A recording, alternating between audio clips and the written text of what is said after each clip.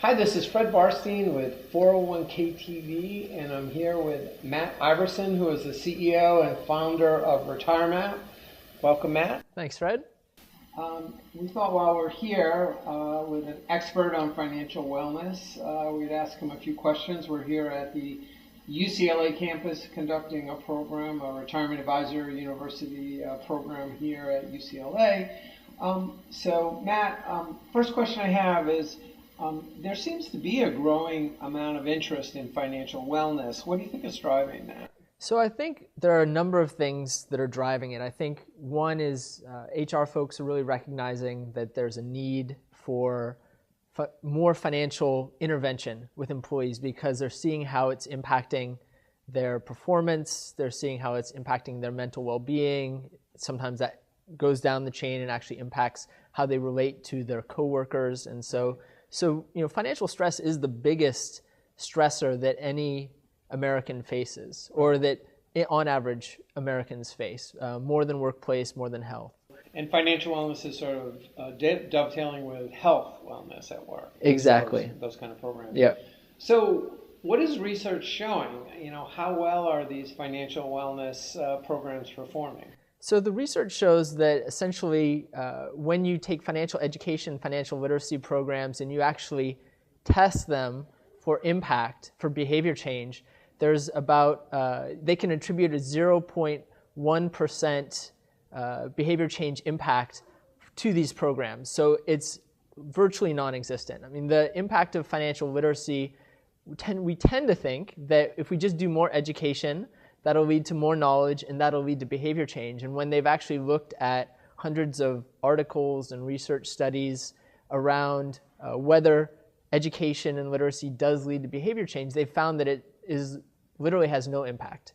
And so the challenge for employers is trying to understand what programs are appropriate for their workforce, and do those programs lead to actual behavior change, or are they sort of feel good, look, we gave everybody a bunch of resources, now we hope they take that information and run with it. When we look at the research, employees absolutely don't do that. And so the big challenge is designing a program that's actually going to lead to behavior change. So we talk about the ideal plan at the plan sponsor university, right, on 401k TV. What does the ideal financial wellness program look like? Well, I think there are a number of behavioral concepts that need to be in part and parcel of every financial wellness program. And I think one is accountability. I think the challenge with general education, general content, trying to teach people things, is that they're not accountable to actually take some sort of action as a follow-on. So you want to have some mechanism where people are committing to making some sort of change and that they're accountable to some sort of change. And I think this is where the role of the plan advisor is really invaluable, because they can be even just a representation of the person that the employee is committing to.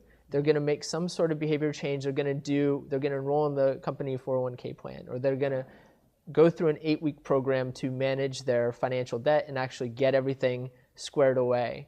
And so having someone to be accountable to, research has shown, behavioral economics and behavioral finance research shows that when there's accountability, people actually do things. It's like having a personal trainer, right? Okay.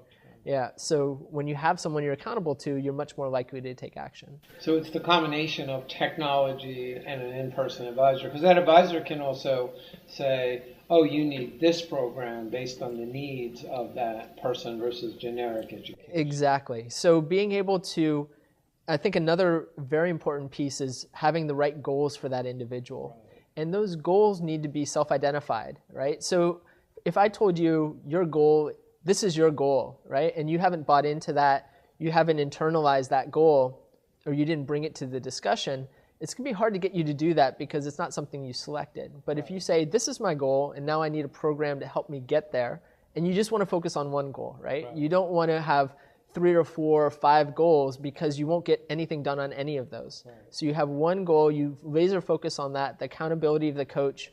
And I think the other part of having an advisor or a coach involved is the confidence boosting.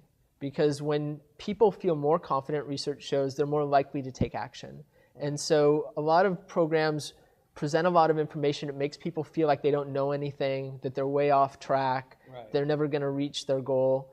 And so they get despondent and they don't take any action. So if we can actually help people feel more confident in their financial situation and then take action, then we're really doing them a great service. But I think those three pieces of having accountability, having a specific goal that you're working on, and then having the confidence to be able to accomplish that goal are really critical to any financial wellness So program. it's sort of almost like having a robo-coach? Is that a good way to put it? Yeah, you could think of it that way. I think there is a real role for a person to have an initial conversation with that individual, with the employee, to help them understand why whatever program they've set in place is valuable.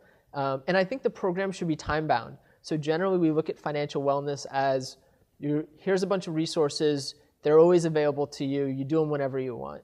And I think the programs really need to have a starting point and a stopping point, and it should be no more than 4 months. I think 2 months, 8 weeks is a really nice sweet spot. But there should be a conclusion to that program where they can see, okay, I got to this point and I made it, and now I feel like I've made my goal. And the employer can reinforce that with rewards or recognition in any number of ways. So maybe in our next interview, we'll talk a little bit about your program and what you're developing around all of that. That'd be great. Well, thanks for your time today, Matt. Thank you, Fred. And thank you for watching 401k TV.